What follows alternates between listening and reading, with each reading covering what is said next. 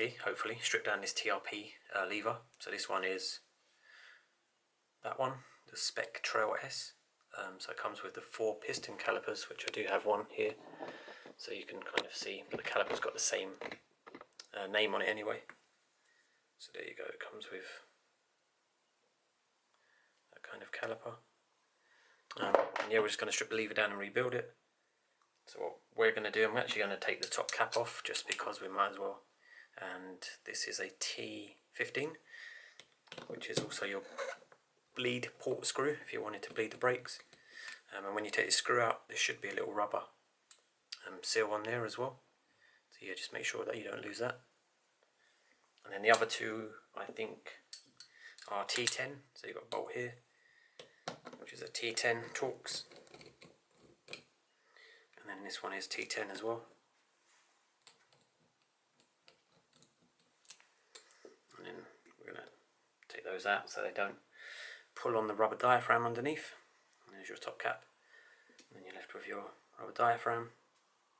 If you did want to, you could actually bleed like this, like you would normal kind of Shimano, and just pour fluid into this area. You could bleed it that way, but there's no, just be aware that there's no cover on this hole here. So when you let go of the lever, it could squirt a lot of fluid up. But yeah, if you don't have the syringes and stuff for the bleed port screw, then you could potentially just put your finger over there and bleed the system, as you would do normally. So yeah, what we need to do now is to get this lever blade off. So as we open the brake lever, you can see in there's a screw, which is a little grub screw, and that one is a 2mm. So yeah, that goes there.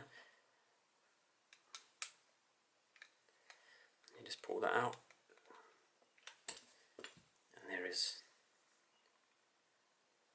basically a little grub screw. There's a little bit of Loctite on it as well. And then what you want to do is you want to use your adjuster, so your reach adjustment screw. And what you want to do is basically wind it all the way in so that the reach is out as far as it can go. And then what that means is that the lever's further off of the thread that's inside of here, but it will probably make sense as you do that. And then if you can see on there, there's a tiny little Allen key screw, and that's a 1.5mm. So yeah, I don't know if a lot of people are going to have that as standard. And that's again another little kind of grub screw.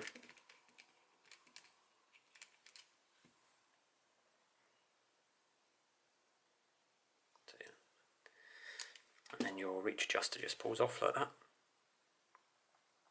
And we might have actually done this backwards actually, but yeah, you definitely want to turn it in. So the other thing is, now that we've taken that screw out, you can focus, it leaves this kind of pivot here free to move, so you can push that one out.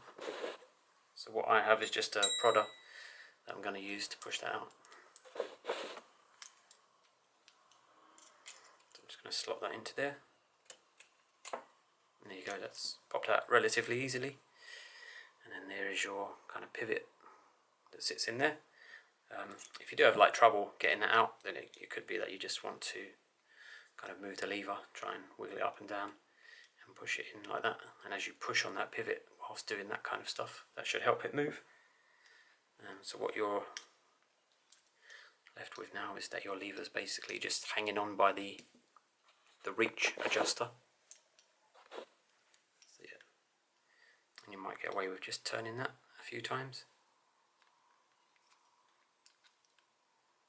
There we go. And then your lever comes off. You might find that the whole thing tries to turn, so you might have to hold it in place. But there's your lever, and then that's what you're left with. I don't know, these were actually a used set of TRP brakes that I bought, but I kind of find it a little bit weird that there's no sort of dust seal in there. So yeah, everything's exposed, and you should be able to see down there that there is a circlip, so it's pretty standard stuff. A pair of circlip pliers.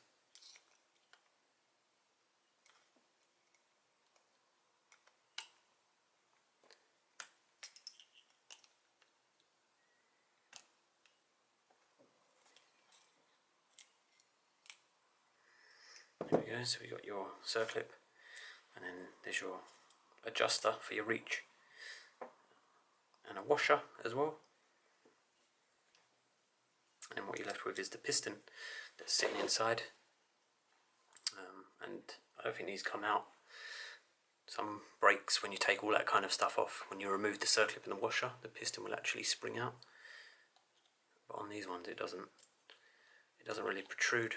So what I found is, if you get like a really thin Allen key, you're going to need a piece of metal that at least has some sort of rigidity to it. We're just going to pop that into there because there's a very small hole in there.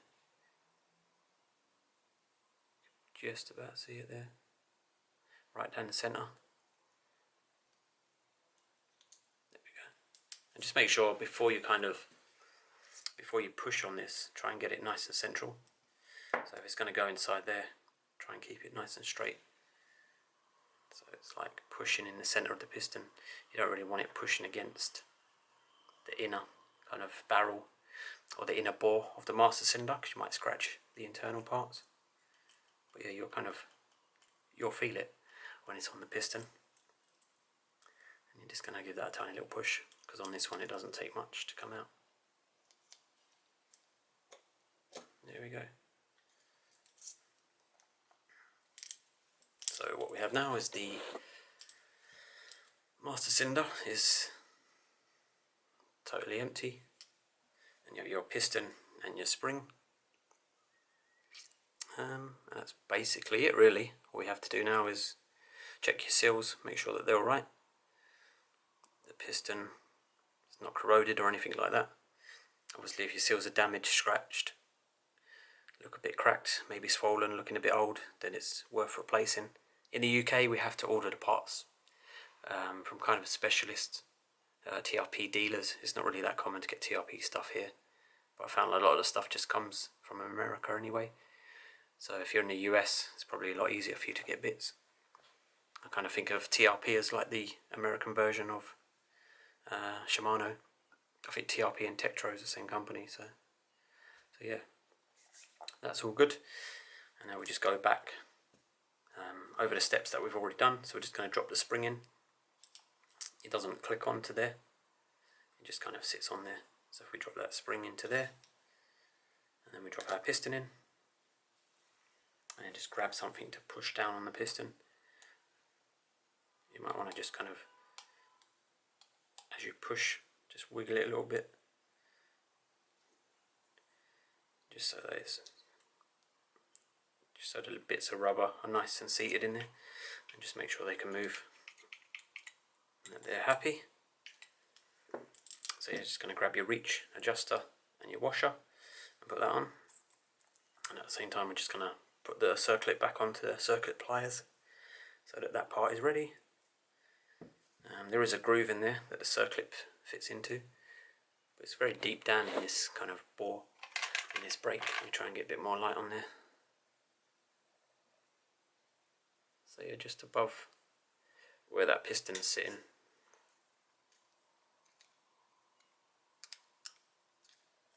Yes, it's actually a little bit below where the piston's sitting, so it's kind of unlikely that you'll see it.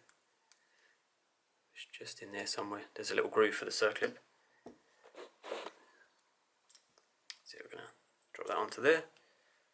That just sits there like so. We're going to grab our circlip on the circlip pliers. It's kind of impossible, I think, to get this kind of shot, but you're never going to see in there. I'm just going to squeeze that circlip together and put a little bit of pressure on this. So we're going to push down on the piston, because the piston is trying to push everything that way. So it just kind of makes it a little bit easier to push the circlip down as well. Yeah. And that, I think, is done. You do want to check that circlip. Just make sure it looks like it's seated properly in the right place. And generally when they go into these kind of little gaps, you can kind of see on this kind of edge of the circlip it's tucked in, so that's a good sign. So that looks alright. I'm just going to check here. Yeah, it looks pretty good. I'm happy with that. Sometimes I will just put like one part of the circlip in one of the holes and just kind of spin it in the groove, and then make sure it's quite happy to spin around. So this one's quite happy. And just if there's any crud or corrosion inside that groove, hopefully me spinning the circlip in there will just remove some of that crap and help that to seat in there. So yeah, what we've got to do now is put the lever blade back on. So I think with this system you can't really screw it on that far by turning it. Oops, we're out of shot there, so yeah, I'll do that again. I'll just zoom out a bit, so it's just putting that onto there. If we can line the hole up, there we go. And then you can probably turn it a couple of times, and that will get some of the thread through that thing and just hold it on there for you. But if you turn it too much, it will get kind of trapped, so that's about all we want to do with that. And then we can put our reach adjuster back on. And if you look on there, you'll see a little groove, and basically that's where the grub screw has to pinch against. So if we pop that onto there,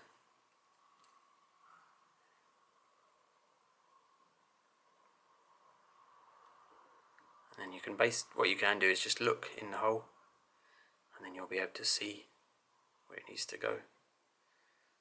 Can't really show that on camera, but you'll basically see the void where that little grub screw needs to go. So we're going to grab a little grub screw and then a 1.5mm.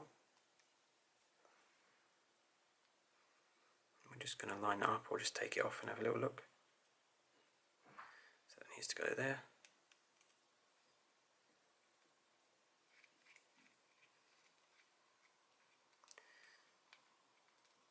There we go. And if you've got it in the right place, what will happen is the grub screw will basically sit flush or behind.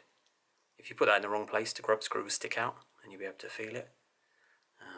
But there, you can see it's not sticking out anywhere. And then you've got your reach adjuster there. So now what you want to do is get your holes lined up so that you can put your pivot back in. I'm just going to grab that pivot wherever that's gone. There we go. So yeah, just try and line the holes up in here.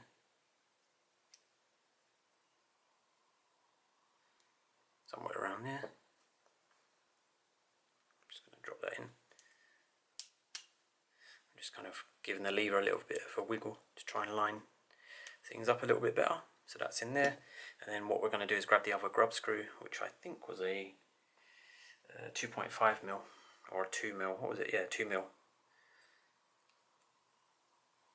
Which is on there, and then bend the lever.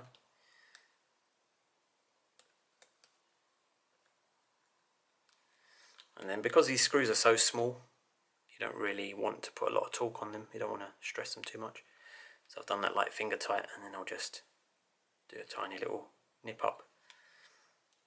And then you've got everything's working. You've got your reach adjuster working, which is nice on these levers because you've got so much adjustment. And you've got your mechanism working. And yeah, they've got nice, very like chunky levers, feel really good.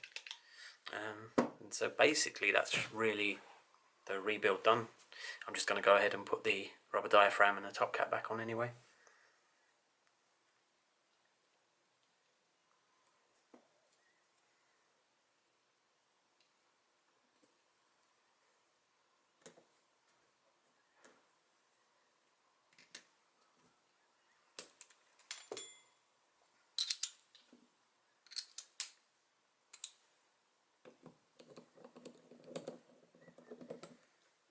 So we're not really going to tighten these too much. I'm just going to do little, wait till there's a bit of resistance, and then go back to the other one.